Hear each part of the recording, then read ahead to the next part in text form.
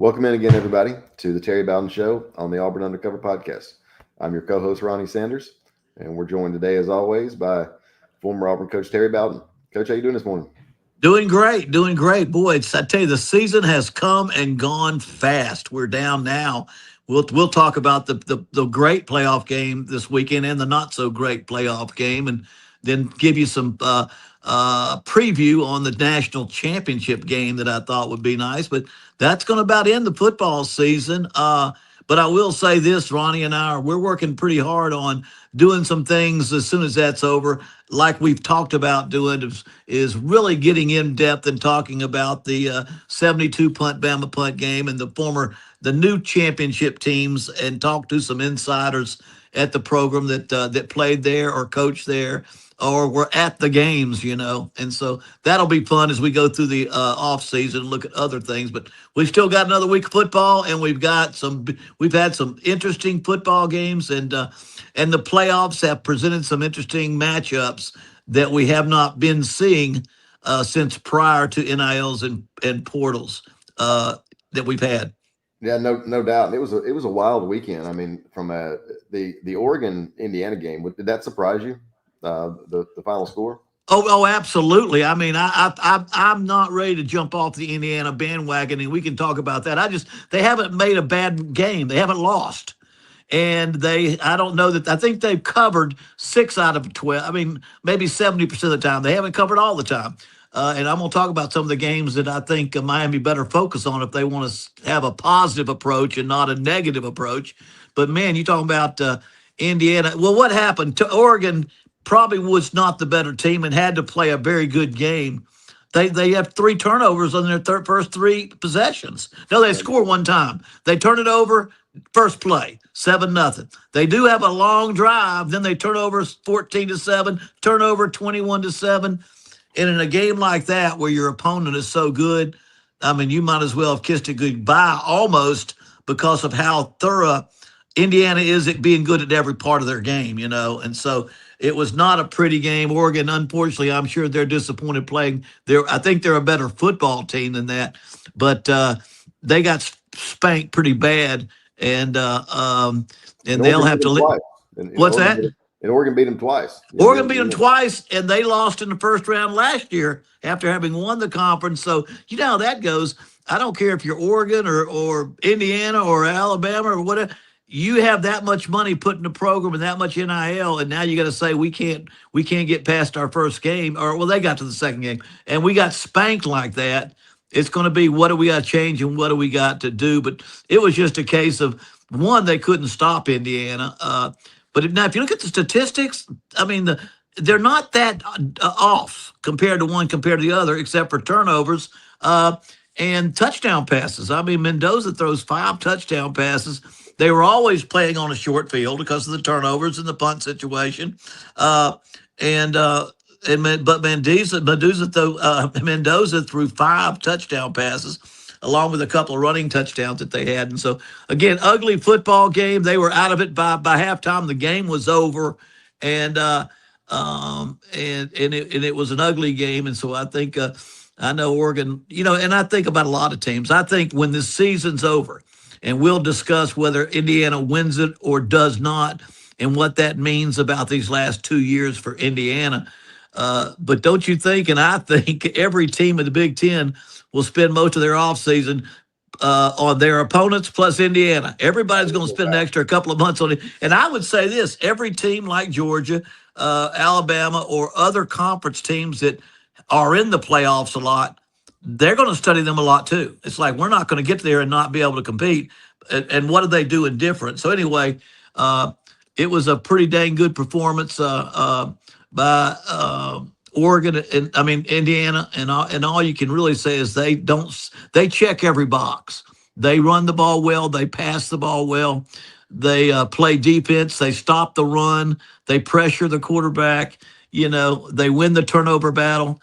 They hardly get any penalties. They're third in the nation, I think, in least penalties. They're always competing with an Army or something like that never gets penalized. So very impressive performance by Indiana. And for a lousy ball game, it was a good performance by Indiana. But on just the opposite end of the spectrum, I thought the Ole Miss Miami game may have been one of the best we've seen in the college football playoff era. No question. I thought it was a great game. And, Miami, I know they've been waiting for a long time, 20, 25 years to get back here. So I know their fans are happy to get back and they're playing for a national championship in their home stadium. Yeah, and they were pretty much the last team chosen to be in the 12. I mean, given the fact that James Madison and Tulane got in because they were the highest ranked and got in by rule, they had to kind of pick Miami over Notre Dame. And a lot of people were upset. Not me particularly, because Miami beat Notre Dame. Right. And Notre Dame doesn't play anybody, and Notre Dame won't be in a conference like everybody else and play the game like everybody else has to play it, which is typical of Notre Dame. They wouldn't go to a bowl either. So when the bowls have been awful good to us, but that was a great football game. And I picked Ole Miss and I missed it. But that when you have a game that's this far along in the playoffs and the teams are that good, for about a minute, with about a minute left in the game, I did win that bet. Ole Miss had found a way to come back ahead, and with the win the game, if Miami had not driven the field and scored a big time touchdown on third down, scrambling, Carson Beck scored and won the game, was a pretty incredible win. And then you know what?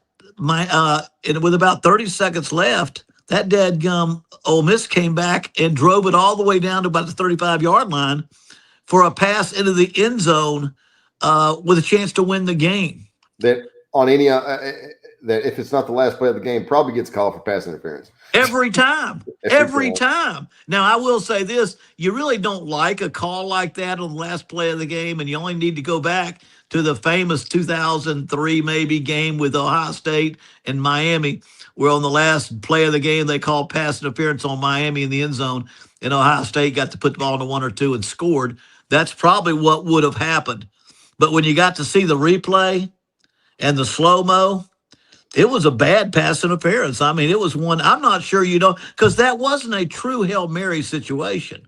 That's 35. That was a one-on-one. They had enough. They had to cover him one-on-one. It was pretty much a one-on-one pass and catch, and he was grabbed and pulled, and the ball was very catchable if he could have just run under it. That being said, though, it would have been it probably would have been just as bad if they'd have called it, now the officials would have had to interject themselves as the reason this team won, or that. Well, I guess they kind of, from an Ole Miss standpoint, that'll always be the case. But really, another outstanding game. Miami. I thought Miami pretty much dominated for about 2.5, 3 quarters of the football game. And I think also I don't know if the offensive coordinator at Miami, Shannon Dawson. Mario Cristobal, he tried going a more traditional offense. Sure. And then last year he said, you know what, I'm gonna go full spread, and he goes out and hires Shannon, and it has certainly worked. It did. When I got out of college television, ABC Sports, and came back into football, I said, I'm going to go back and just coach. I made some good money in broadcasting and coaching, and I went to North Alabama. And I wanted to get to some fast-paced stuff, and Shannon Dawson was working. I want to say he was at Sam Houston State. He might have been 25 years old or 20. I don't know if he was even 25. But I brought him up to Florence, and we sat down with a weekend, and we put in the offense. And he was kind of still a Mike Leach protege. He worked for somebody that worked for Mike, And so he was young, and I wanted to make sure I had all the little ins and outs of the offense, and so I got to know him pretty well. And you're right. I mean, Cristobal's an old offensive line coach. He wants to win with a powerful offensive line, with a running attack, keep it conservative, play good defense, and then don't get too fancy with your offense, and that's good as a general rule. But I think when you get to the championship level, you've got to be pretty great on both sides of the ball. You're not going to just shut people down. And this game was a case of that. He had to go out there and keep a more wide open offense, which they did. And I thought that was a well called football game by Miami. They had more offense. I thought if it got to those kind of points, it would be in Ole Miss's favor, which up until that last play it was. But Miami was one of those teams that wins 20 4-17. That's their that'd be the kind of game they win when there is a lot of scoring going on. But really a great game, really a great game. Carson Beck, for people like him or don't like him or mad at him or not mad at him, he really had a great finish. And I guess when it's all said and done, you've got to be proud for him to be able to go through what he's been through and be able to play for a national championship. And he'll have a big task on that one. But that was a really good game. And I guess it was Chambliss's last game because now he has been declared cannot. They've turned his waiver down. Is that correct? Yes, he's going to sue though. So we're still. Oh, if he's willing to sue, it ain't ever over. I promise you. There's not a weaker backbone than the NCAA. I promise you. All you gotta do is show up with some lawyer or anybody that can lawyer, and they'll probably back down and let you play. And so that he wouldn't be the only one. I think Carson Beck is playing his 7th year in college football. So for whatever reason, the argument. What's that? TJ Finley, who spent 2 years at Auburn. I mean, I think he's transferring again. I mean, I think he's been at 7 schools, something 6 or 7. Well, I don't know how you get very much beyond 7, and now that the pandemic is over and the shortened game season is over and all that stuff, I think we're probably back to. I think we ought to do it like Division II does it. 5 straight years, you got 5 no matter what. If you want a red shirt, if you don't want a red shirt, you got 5. So you don't have to play 2 games and sit out.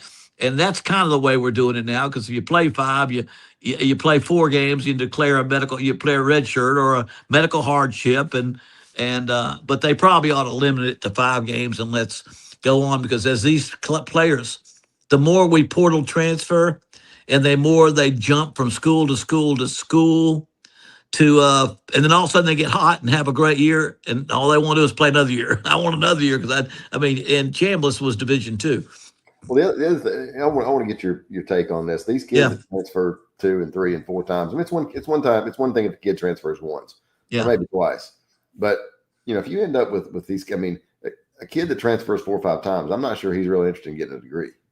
Oh, I'm not sure a lot of them have. I think they see the money as superseding the degree, and it's very myopic and short-sighted, because the money is, I mean, and believe me, not all these kids are making $1 million. Most of them are probably in the 200 to 500,000 range, which is a lot of money.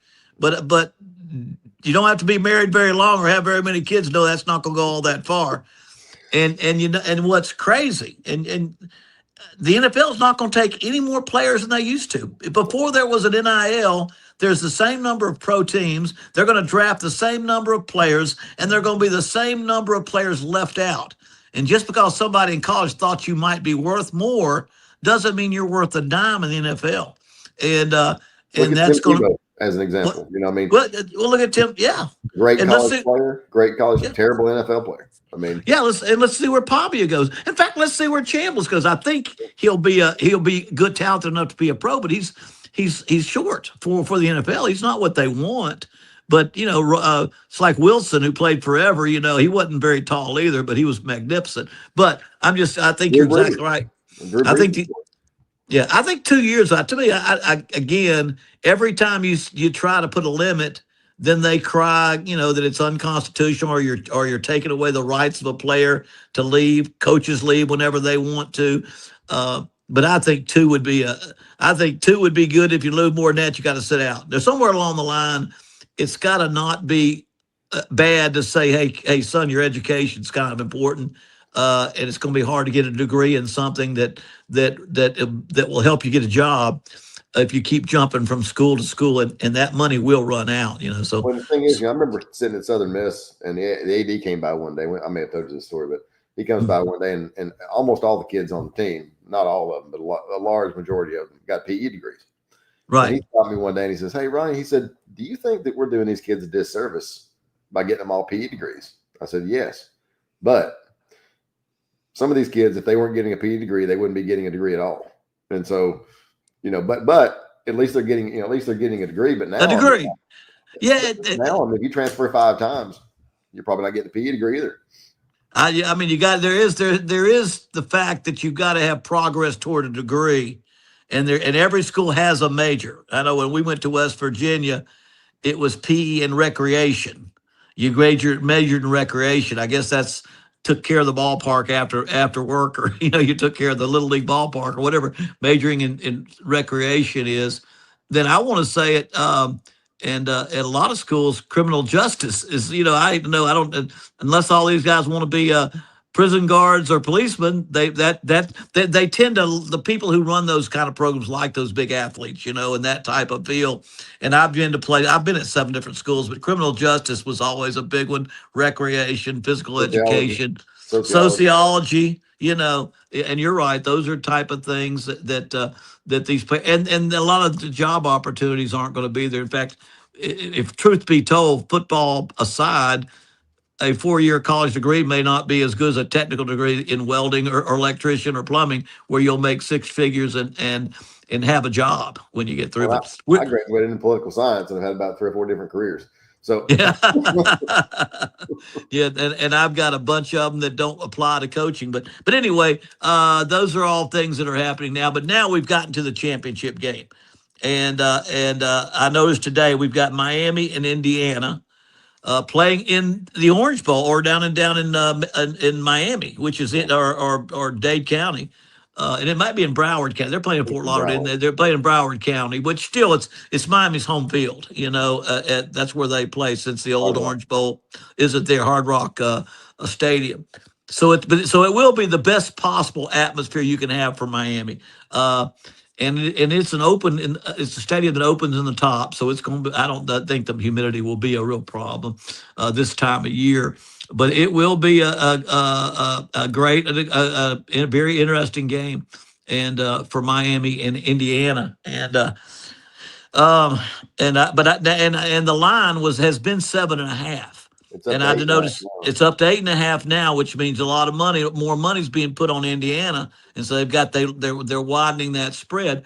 And I'll be honest with you, I said this last week going into the Indiana Oregon game. I can't jump off of Indiana right now. How can you jump? How can you jump off Indiana when they found a way to win every game? So my is still going to go on Indiana. Now, 8.5, a little different than 7.5. You go to 9.5, that's something different, or 10. But I don't think it's going to travel too much more. But it may even go further if you want to. If you want to wait, if you're wagering on games, and you want to wait and think you might get better numbers. I don't know how much better it's going to get, but I don't think it goes down at all. If it goes any which way, I think more people are gonna go with Indiana. They play so well. And Miami now I did think although I kind of was hoping Ole Miss would win, and I don't have a dog in the fight, and I don't have a favorite team, but you know what? I think those old boys. All the talk was Lane Kiffin, Lane Kiffin, Lane Kiffin. I hope those guys go out there and win it without Lane Kiffin. Not that he deserves that, but because then it's about them. It's not about Coach Kiffin. It's about them, and they about pulled it off. But when I thought about okay, which team would be the best suited to play Indiana, I think it's probably Miami. They're more talented. They've got great skill. They've got great team speed, and they got a veteran quarterback. Uh, and I think they're better suited to have a chance to upset Indiana than Ole Miss. Uh, and Ole Miss mainly had the quarterback and a lot of chemistry going for them. It was just a magical year. Uh, and so And I don't give like them a lot of Miami's. credit for holding that thing together. I mean, after Kiffin left and winning a game and then coming back and playing as well as they did. I mean, they had every. I mean, they Golden got a got real ball. a real feather in the cap for Golding. I think they're excited about that. Another feather And in the cap. They landed Deuce Knight yesterday. Former I Auburn know player. that, and I think they're and they've got a great chance. They've got what they want. It'll be a more of a dual threat quarterback. But the other guy that really that you can't say enough about is Charlie Wise Jr. He's gone now, and so the new quarterback will be fine because he's more of a dual threat quarterback, I think. Whereas as mobile as Trinidad Chambliss is, he's not what I consider a dual threat quarterback that likes to run the power read and all that stuff. He can scramble well, but he is a great thrower, and he likes to throw the football. But when I think of a dual threat, I think a guy that they like Tebow. You mentioned that a long time ago. When you got a quarterback that they build the power read, run in with them, and the sweep and a lot of the counters, the power plays with the quarterback leading. So, but anyway, that's a pretty good get for Ole Miss. I think they just have to see how that ties in to their new coordinator and what he wants to do. Golding's got to be very careful to make sure he gets a coordinator and ties that into his quarterback decision. Just like we know with Auburn, the quarterback and the head coach, they already mesh, and the offensive coordinator and the quarterback coach, they already mesh in what they can do and what they want to do, and the talent that they had. I'm sorry, didn't turn my phone off there. Talk a little bit about the bringing in guys that like Golish is look, it worked for Signetti. I think he brought in 12, 13 guys from Madison. And yes, having guys that know your system, even if they're not maybe as talented as the guys that walked out, they give you a little bit of a leg up. I think everybody that does that, and I'd like to do that too. I mean, I liked when I went to a lot of schools, my second coaching career, my post broadcasting coaching career. And early on in my career, I liked players that transferred with me and played that understood the system. Jimbo Fisher was with me at Salem College and at Sanford as my quarterback, and he knew exactly what I wanted to do on a lot of that stuff. But I think from you or Trickett. What's that? Did he get his language from you or Trickett? I think that they were both. I was raised in West Virginia for much of my life. They were born and raised in West Virginia, so they inherited it from their culture. But anyway, it should be it's a good mix when you can do that. I think Auburn's is they didn't just pick up the quarterback; they picked up wide receiver, tight end. They picked up some other players too. They picked up quarterback yesterday, and then and for those who don't know, Cam Coleman, Auburn star receiver, transferred to Texas yesterday, and apparently they're printing money out there. They're throwing money around, and then Alabama lost that. Not only did they lose that on Cam Coleman, they lost a running back commitment yesterday to Texas. Yeah. So but again, you have Texas and A&M in the conference. They have more money. They got money. They got more money than God. They got a lot of money out there, and they are going to not let. And they didn't win it all. They didn't get. I mean, Texas didn't get to the playoffs, and Texas A&M got upset in the first round, and so they're not going to get outbid by anybody, And so, but I think the great thing is even for Auburn, because I don't think if Auburn wants somebody, they've got the finances, the background to get it. And Auburn's got $30 million to spend on NIL this year. And I think the thing that people have to realize is that, Texas goes and buys this guy or A&M buys it. They can't buy all of them. No, they can't. I remember when my dad was he was top 5 for 14 straight years, and he'd be in the final. The top 3 backs in the country would all be deciding whether they want to go to Florida State. He knew Dad would say, if one of them commits, I'm going to lose the other 2. So I don't want him. And he had this game he would play. Don't commit until the final day, and don't tell anybody. We'll make it a secret. And they'd have a press conference that was all special for them. And he was hoping he could get 2 out of 3 of them to commit to him. We had situations where it didn't. We ended up Jamarcus Russell. We offered him Chris Leak at Florida, and we told them both, hey, look, I remember commits first, we're taking you. The other one, we don't, and so we ended up getting Chris Leak. But we tried to do what your dad did. It didn't work. We ended up losing both the guys. Yeah. Well, there's no method to the math. There's no one way in which you can recruit and get the best recruits. You do the best you can, and then you realize you can't get them all. It's like rolling the dice. If you get 7, if you roll 7 every time, you're probably cheating. You probably got cheating dice. So you're not going to get them all every time. But with the money and the NIL situation, and there not being any kind of boundaries or guidelines very good, you can outbid people for players. And I think let's go back to Kirk Signetti. He's got 0 5-stars, I think, on his team, and maybe 6 4-stars, and that's not even close to any of the other top 4 teams in the playoffs, and I want to say top 12. Well, not 12 because you got Tulane and you got James. Top 10. He's not close, and yet they have found a way to coach him up, to be fundamentally sound, to evaluate very well.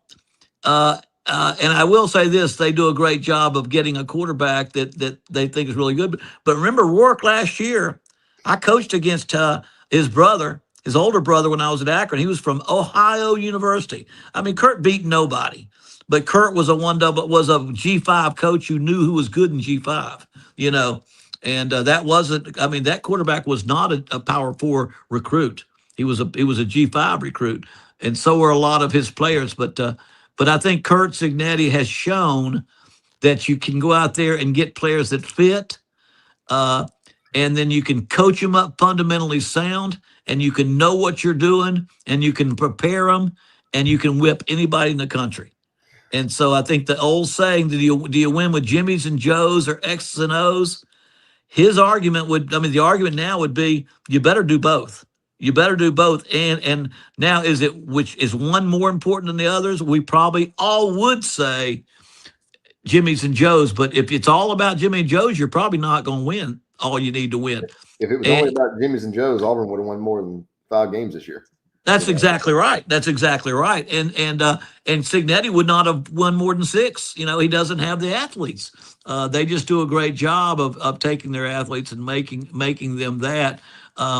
Which brings us to what's that? I was going to say, talk a little bit about, you won your first. Everybody talks about what a great year, this great 2-year run for Indiana, and it is. You had a great 5-year run, but your first 2 years, won your first 20 games. It's a little bit different. I mean, Indiana's playing for a national championship. Nobody watched Auburn play. No TV, probation. Yeah. Talk a little bit about that. Well, we will never know, because right now, what you're talking about, I'm reading the same articles you're reading. Is this the greatest single sports occurrence in college football in modern history of college football? The first 2 years of Kurt Cignetti at Indiana, are those the most the greatest sports? I mean, that's what we're reading. That's the greatest 2-year start or 2 years or event in college football history. And then I keep thinking about our players and what they were able to do in 93 and 94 at Auburn. And I'm not going to argue my case. I sit there and I say, you know what? We took over at Auburn. We had 3 state losses to Alabama. We had 2. Alabama coming off a national championship. Yeah, and we had 2 losing seasons in a row. Alabama coming off a national championship. Coach Dye was not doing well. The Eric Ramsey thing was all over everything for about a year or two. Many people at Auburn felt like Alabama was behind that, but it ruined every moment of preparation. And then, with about a month before the first game in July, late July or early August, the NCAA slams us. No postseason. We have no chance. They will not let us compete in postseason for a championship or a bowl game. And they won't let us be on TV. Now, that's unheard of. We were the last team, I think, they took off TV. But we had 2 years with no TV, could not be in the postseason, and we're coming off 2 straight 2 non-winning seasons. I think we went 5-5-1 one of those years. 2 straight non-winning seasons and 3 losses to Alabama. And then the team went out and won every single game in 93. Nobody saw it on TV. There was no social media. There was a little bit of internet, but no, I don't know if not until late 90s did we really even have an internet. We read newspapers. So we were not seen by anybody. We were no chance to be a postseason pick for the national championship game. And the guys went out and won every single game. Now, last year, I know Kurt lost 2 games. He lost 1 regular season game and he lost a playoff game, but he had an incredible year from where they were. And in his second year, now they're undefeated. But in our second year at Auburn, still no TV, nobody writing about it. Nobody in the world saw Auburn play except Auburn people. No.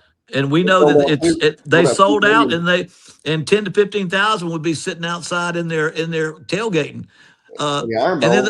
sold out 2 stadiums. I mean, Yeah, for remember the closed circuit yeah broadcast from back the then. Iron Bowl in '93, we sold out our stadium, and they sold out Tuscaloosa Stadium, at least all those that could see a jumbotron. And then, like I said, there were probably 10,000 people in lawn chairs sitting outside the stadium at Auburn, just so they could hear that roar as they listened on their radio in those days. But I was saying and it was so, and I thought it was so nice that Auburn recognized that team as a championship team for the players. But you have to say, that was pretty daggum odds. We're not very good that Auburn could win. The odds of that happening were pretty low. And so I don't know that you need to compare, but I'm just saying is if any group had an argument, that group had a pretty good argument that what they were able to accomplish. And nobody really thought they were going to win anything. Nobody thought we were going to win anything really coming off of the tough, because the NCAA was ugly. That thing was very ugly. And, but anyway, it was that's why you never know what's going to happen. And now that leads me into something else as we talk about that, because I think that's I don't think it's a debate that's even can be made, because like I said, nobody outside of Auburn fans, and you got to be a fan that was old enough to have seen the game and watched the game, I anyway. read a story the other day. It was called the '93 game, the Lost Iron Bowl. Yeah. Even the '86 game, the '80 and the '85 game. I mean, the kick and the reverse to victory. I mean, all those games you can still find them on YouTube. I know you can. The '93 game, it's a little bit harder. Oh, it is. I mean, you're exactly right. I mean, there was no TV copy. Now there was some. Back then, we had the Auburn Network that had a highlight show, and a lot of those games in here, and it's got Jim Fife. It's lined up with the.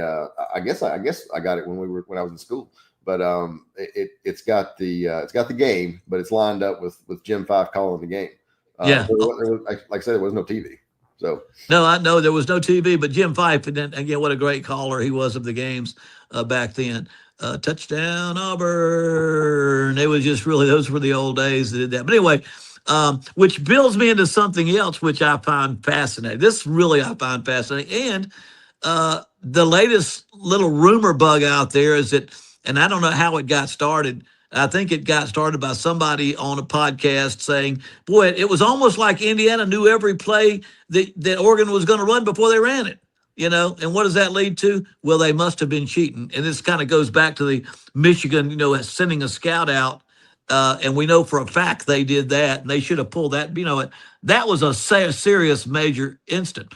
But this rumor or these internet articles suggest that Indiana hacked the video system that Oregon uses for their practices, and now they use this VO Pixelot. We didn't have that. We had DB Sport and Exos when I was there. That's only 4 years ago. But now with AI, they've got this system that does your practices, that AI breaks down every possible thing you can break down for you. So it makes a great way to study yourself. But the rumor that's out there was that, well, there's no way he's that good of a coach. He must be. They hacked into the system, and they hacked the practices, and they didn't just play like they knew what Oregon was going to do or these other teams. They knew. Hey, and I'm thinking those people who say that, Indiana's not Michigan. And no, no. And Indiana's the losing. I didn't realize this. I represent Kevin Wilson, and right. When I started, I signed him, and we're talking. He says, he's Kevin, for those who don't know, former head coach in Indiana. He says, Indiana's the losingest program in the history of college football. And I go look at it. That's exactly. And he's right. Exactly right.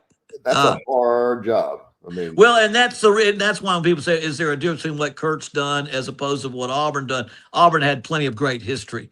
We had very current struggles when '93 came around. They've had a lifetime of struggles. Now, I want to say this. Until Bill Snyder got to Kansas State in like 88 or 87 or 89, they were the losingest programs ever. And then they've done nothing but win a good bit since then. Indiana hasn't had that luxury of having a hard job. Now that guy, he had a little bit of a built-in advantage. The whole state's full of JUCOs.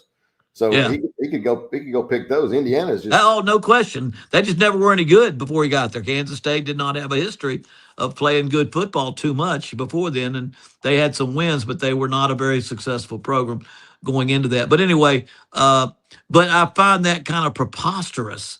Um, I guess I mean, that's not just breaking NCAA rules. That's illegal. To hack into somebody's private cloud is illegal. It's illegal. And so it almost makes you mad that when somebody accomplishes something through hard work and football IQ and knowing how to coach and knowing how to prepare the players, that they would even suggest stuff like that. And Well, the thing that people, I just think that I think you're right. yeah, It takes away from what the players have accomplished. But here's the other thing: what are you going to learn that you're not going to learn off? I mean, you're going to take the game film, and your program is going to evaluate it too. Number right. one, and number two, we always had a saying. We had a guy that his designated job on Saturday was to steal signals.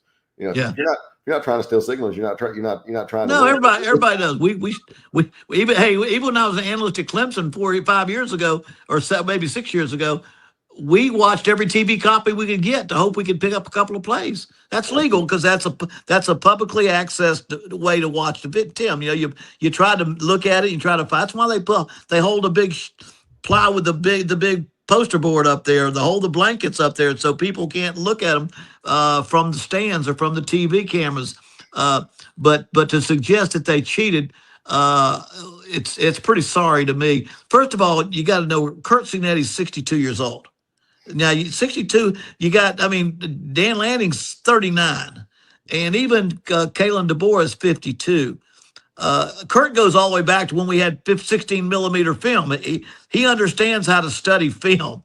He goes all the way back. And when we and the important thing was to study yourself and study other people with film study, self study and self doubt study. And it's funny every time when I saw that article, I thought back to the old movie Patton. Remember the movie Patton? And most everybody saw it, about 4 hours long.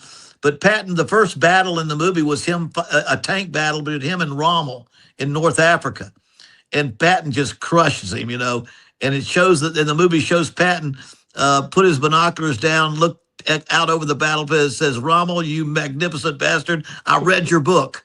He said, "You magnificent bastard, I read your book." Well, that was scouting. All that was that's what we do in scouting. And I think that's, my dad was a military buff, and so many coaches love the military because the study of the blitz, all these things that we do. And what I'm getting to is Kurt Cignetti grew up old school. He's not new school. His dad was my head coach at West Virginia. His dad was an offensive guru. And so Kurt didn't just fall into it. He kind of grew up around it. And he's an outstanding, he knew how to be a head coach all his life. He grew up around the table of a head football coach. And the funny thing was when Tommy and I were GAs at West Virginia for a little bit of while, when Frank Cignetti was the head coach, Kurt had not even gotten out of high school yet. Nick Saban was on the staff. I nicknamed his dad Frank Clicknetty. I think I mentioned that to you because in the old days you had to click your remote control. You had to click it back and forth, back and forth, back and forth, and we would count the number of times he would run a play back and forth in our film study, and it was a million, because he was so thorough. And Brother I'm thinking to do that. We all clicked it, but brother would sit in there and he'd watch and click back and forth. Yeah, you had to go back and forth, back and forth, back and forth on that old 16 millimeter camera. And so, if Kurt did it, he would only do that because that's what his dad did. That's what his dad taught him, And so, when I say what the answer to all that cheating stuff is just 62, that's how old he is. He understands how much time you put in, and I still get the most from watching the game. I don't get as much from a piece of paper or statistics that somebody else put together or analytics that tell you when to go for it on fourth down. I watch a game over and over and over again. That's what Spurrier does. He would sit in there and I didn't work for him, but Ellis would tell me, and the guys at Florida, he said he didn't really like cut ups. He just wanted to put the game on. He just put. Well, that's what I did, because you got to understand that when you watch a game. And I'm pretty sure Kurt knows this, and a lot of y'all that follow football, when you watch somebody else's game, that's their offensive coordinator and defensive coordinator spent a full week putting the game plan together. And they watched football nonstop. So now you're in their head too. You're saying, okay, what did they think was a great way to hurt them? Or what hurt them? and what didn't hurt them. And so, and you got to do a lot of that. And so, I think that's the answer to those people that want to diminish the accomplishments at Indiana. Because really, coaches, uh, they it kind of makes you nervous when a guy like Sadetti comes out there and beats you at your own game, you know. Because and I'll say two things will happen. Every Big Ten in the school, like I said earlier, every Big Ten school is going to be studying Indiana every offseason game. They're not going to sit around and get beat till they lose their job. Then the Well, I tell teams you, that will. it's a different day in college football. I mean, I know we've talked about it before, but I mean, you got Indiana playing for a national championship, and you've got Right. Auburn that had been to a bowl in 5 years, and Florida who's going through yet another coaching change. Yeah. It's a and Missouri's been winning 10 games every year before this year. I mean, it's just Ole Miss. I mean, you name Well, it. I mean, Ole Miss had one in their history, and that was way back. Miami hasn't been to a championship, haven't won chips in 24 years, and so they've struggled. So it's a different era. And Indiana I think Indiana's a prime example, but And Texas Tech. and Texas Tech, because they've always been the red-haired stepchild kind of deal, but to Texas, and even Texas A&M, But Texas Tech does have money too, and they've got some huge financial boosters that got good oil money as well, and so it's it's a little bit of everything, but it's still X's and O's and Jimmy's and Joe's And the other and thing Kurt. that really, not to interrupt you, but another point is, the AD at Indiana, who I've gotten to know a little bit over the years, Scott Dalton, you got to give him credit. I mean, most coaches aren't going to go out and hire a 62-year-old head coach. I mean, they're just No. ADs. Most ADs are not going to go out and hire a 62-year-old. That hasn't been a Division I head coach, that much, That's not the way you. That's not, ADs. I either like them or I don't like them. They either out for the program or they're out for themselves, because they aren't just sitting there doing nothing. Half of them half of them are not at the school they want to end up. Just like a head coach, they want to show they can hire a head coach, and they know how to hire a young head coach. And by hiring somebody and winning some games, they get a better job. You get to Indiana, you do a great job in Indiana, you get the Notre Dame job, and ADs feel the same way. So I have no idea whether that AD aspires to be somewhere else, but I bet you he doesn't anymore. I think he's from there. And you got to give him tons of credit, because I think he did a great job. And of course, once an AD brings somebody in, they're going to find a way to give him whatever they can to give him to be successful. The tough thing that you have is, and I've been through this too at other schools, because when you come into an AD that it's not the AD that hire you and they hire another one a year or two later. That's not good. He is not good, because he wants to bring in his own guy.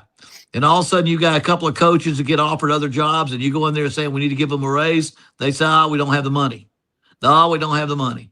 And you lose coaches, And I guess the NIL would be something and all that stuff. And then all of a sudden, he gets you leave or you lose, and the next guy comes in that he hires, and the first thing he does is pay more money for him and more money for all the assistants, that if you hadn't lost those, you had a good chance to win. But that's part of it. We had a similar situation. Now I won't talk about the place, but we come in and always a money issue, money issue. And so they make a change, staff gets fired, new staff comes in, head coach makes almost double what the previous head coach is making, and the staff's making more than double what the previous staff was making. And so maybe it wasn't the head coach, maybe it was maybe it was, it was every time we hired a coach, young guy, he would go hire a player and develop them. And then, then they get a better job as a coach. But I mean, when you're working with half the money that the guy that follows you was, And unfortunately, that's part of football, because, like I say, the Al Davis had the answer: just win, baby. Don't when you have a tough year, you lose your argument, and we've all been through that, and most every coach at some point in time does, and which makes you wonder. Okay, unbelievable first 2 years for Kurt Cignetti. And hopefully Golish will go in there, and you got to ask at what point does it become an incredible situation? What's the next thing that Kurt Cignetti will go through that will test whether he is that long-lasting head coach that's around for a long time and does major things over. Will he be there a decade? He's 62. Even if he did a great job, does he? I mean, what's the toughest next thing to have happen to his program? Well, the other thing is I think the big thing is how do you handle success, and Yeah. not just, I think he'll handle it fine. But for a place that's never really won, and now you come out and you got a chance to win a national championship. And his contract, if I believe I read this when I was reviewing his contract the other day, I believe if he wins a national championship, he's got to be, I think he's fourth now, but he's got to be in the top three of highest paid coaches in the country at Indiana. And so, you go from you're 62 and you've been the head coach at, JMU and Elon and IUP. And nobody, and now you're in Indiana, nobody cares, and all of a sudden now you're the third highest paid coach, or one of the top three highest paid coaches in the country. Maybe have a national championship. How do you handle that? How do you navigate it? Well, I guess I would say there are going to be circumstances come up in every coach's career where, whether it's my father at Florida State and he's won 14 straight years, he went top 5, 14 straight years, double-digit wins, top 5. 2 national championships and all that stuff. And yet he lost 4 or 5 coaches in 1 year, and it took him 3 or 4 years to get the chemistry back in the staff. And he'd been a head coach 40 years, almost 30 years already, 30 years at Florida State. And look at Dabo Swinney. I mean, he set a new standard for Clemson. And I worked with him. I said, Morris again, Yeah, and I'm thinking, and as I'm there, I'm saying he's got this thing. He may never stop winning.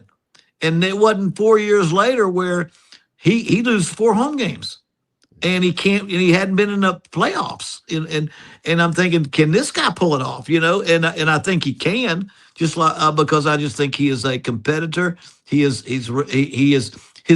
personal legacy is important to him. Some guys say I've made enough money, that's good enough. Dabo, a lot of it's about his leg. He played for Bear Bryant, and I think a lot of it's about what will I be remembered for.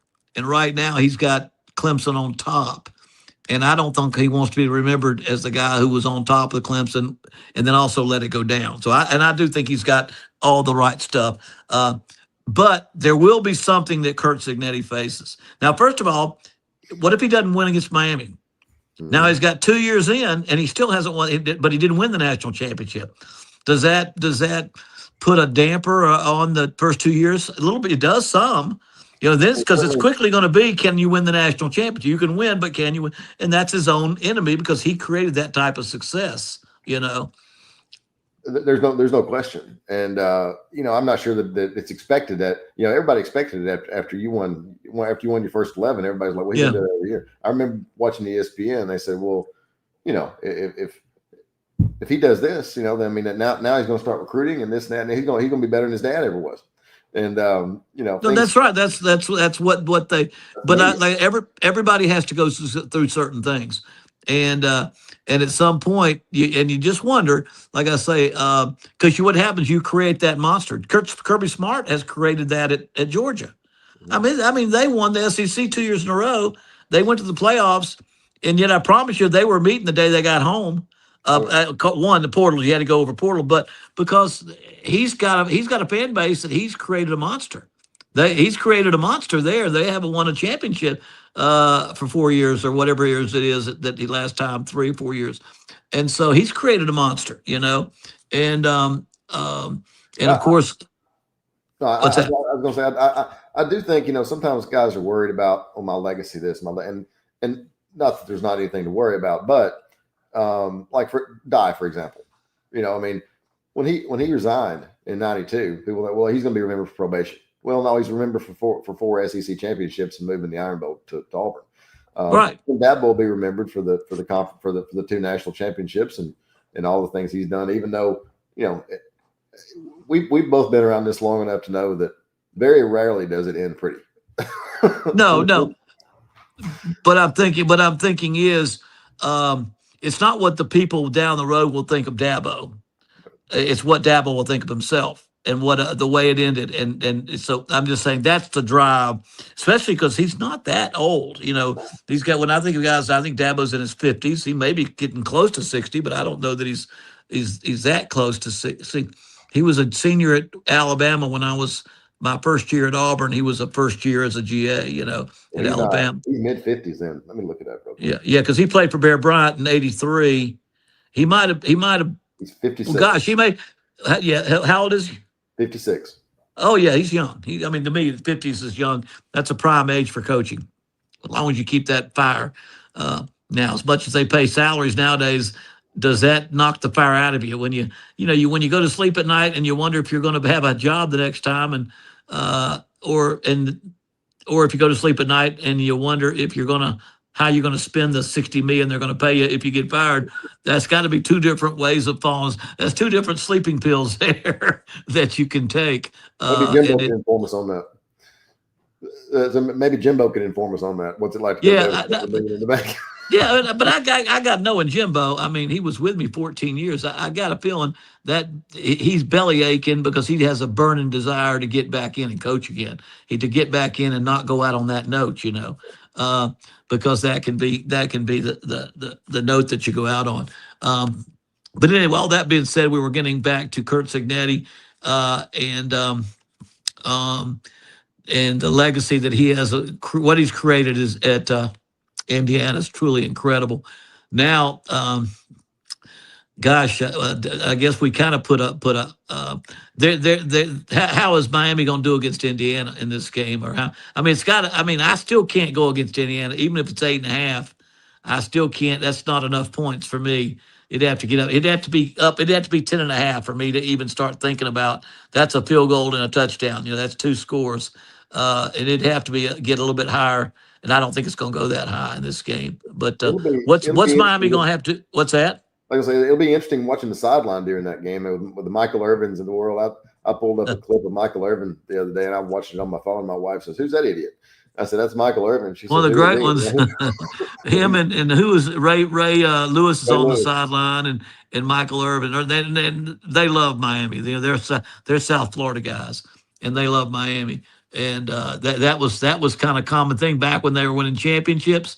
There were more rappers on that sideline and former players. There was more gold chains than you could imagine on that sideline during those eras. But let's get back to the game before we finish up and talk about the game. That'll be, I guess, it played Monday. But in my mind, and I've studied these two teams all year because I've analyzed for those of y'all. My 2 main shows are on Sports Grid Network, the Bowden Blitz on Sports Grid Network, and we break them down. But for Miami to win this game, now they have this. They have great defensive skill, and if they can get the heat on the quarterback and put a little pressure on him, and not give him a time to because he leads the nation in touchdown passes. He doesn't throw it about 25 times a game, believe it or not, but only 25 times a game he still leads the nation in touchdown passes because they run it so well. But I think they've got to do that, get some pressure. But they've got to run that football. They got Mark Fletcher, and they do have a pretty powerful running attack. But that takes a lot of pressure. If they could run it, and Carson Beck have his best game of the year, they do have athletically got a team. And the other thing is, for those people that are wondering how to see this game, mostly what we see is an incredible wipeout of Alabama 2 weeks ago and a wipeout of Oregon last week. But you don't have to go very far back. They beat Old Dominion 27-14. They beat Iowa 20-15. They beat Penn State 27-24 on a last-second pass that was incredible. And they beat Ohio State 13-10. Now, if I'm Miami, I'm watching those videos because if I'm the coaches, I watch those last 2 games. But if I'm the Miami and say, how can we beat them? I say, well, look, Ohio State lost 13-10, Penn State 27-24, Iowa 20-15. Don't get so caught up in they blasted these 2 guys that we don't have a chance. These others. What's that? It's still about coaching though, because when you win close games, typically Well, pretty no, well that played. no, that's the first time but first of all, you better make it close. I'm just saying, if you focused on nothing but these last two games, Miami ain't got a chance. Mhm. I mean, they've plastered Oregon, which is a top five team with top five talent, and Alabama that probably has top 15 talent, and not really probably a top playoff team just because their lack of running ability and things like that. But they made mincemeat out of those guys. But I think if you're going to find a way to win, you better study and see how in the world did Iowa get beat 20 to 15, hold them to 15 points. How did Ohio State hold them to 10 points, or Penn State 27-24? You know, I think those are the games you got to look at as your Miami, because you are an underdog. But you can't get caught up in how because if your kids read the internet a lot, this is an unbeatable Indiana team. Yeah. They do everything right. They win better than anybody. They're the greatest team in the history of college football. And they are being compared. Like I Florida think, was in '93. Remember? yeah, well, then Jimbo had one in 2000 I mean, Jimbo, but really Florida's best team was 99 when they were number one all the way from the beginning to the end. But I think Jimbo's team still has the record for most up until this year for the differential in all their undefeated season, all their wins. And then there's been several teams that are that good, uh, but anyway, I think that's what's got to happen. But I don't think I can pick Miami. I think as long as we'll see if it gets over 10.5. But I think at 8.5, I don't know how much more it's going to change. We got a week. We got a week for the games played, and it should be pretty interesting. I'm taking Indiana, but I'm still hung up on it's Indiana. On what? I'm still hung up on the fact that it's Indiana. If it was Ohio State, then Well, I think we all. Hey, you're sitting there with the rest of the world out now. Is that I can't pick Indiana to win it all. It's Indiana. I mean, that's not Bobby Knight right. yelling up and down the court. This is their football program, Although and Cincinnati does look like he's capable of throwing a chair too. yeah, he's got and that's a whole nother discussion. His grumpy face.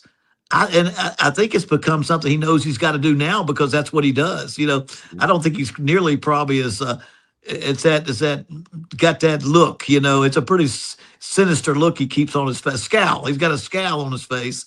But it's just I think I almost when I look at him because I know him and I know that he looks like his dad to me on the sideline. He's listening to people talk on his headsets for one, so his mind is on those ears. His mind is on that headset.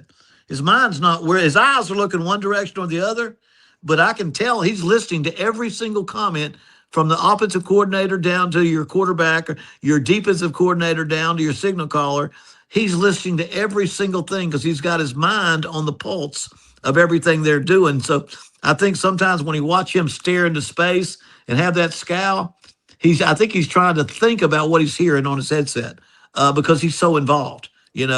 And I think that's what he's doing. That's the way I see it. And having been on the headsets and listening to what somebody else is saying or the defense, what's going to happen next, whether you think that's a good decision or not a good decision.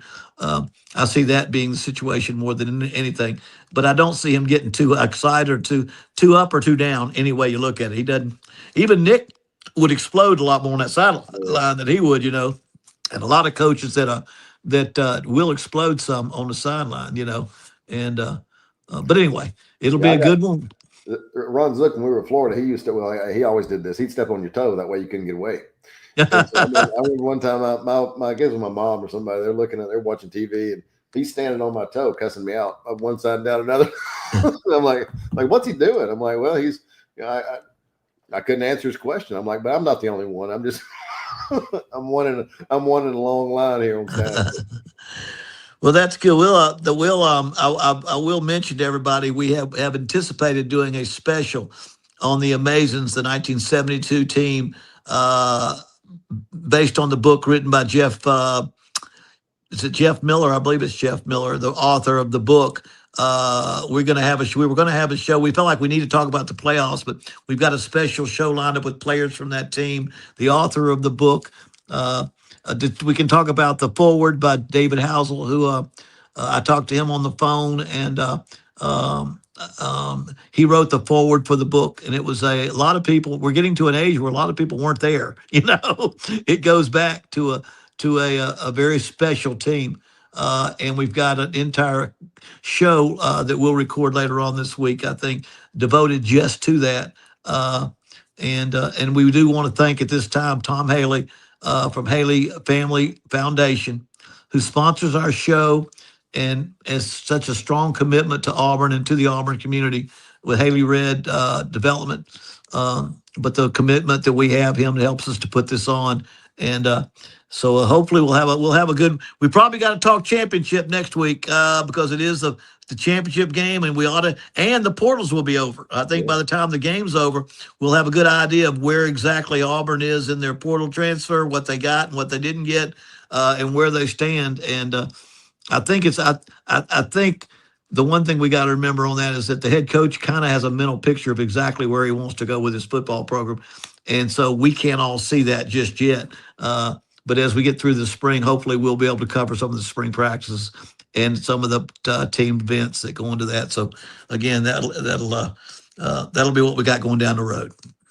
Well, thanks to everybody for tuning in. Before we leave, click like and subscribe below. That helps us out, keeps us in your feed. See you next week. See you next week.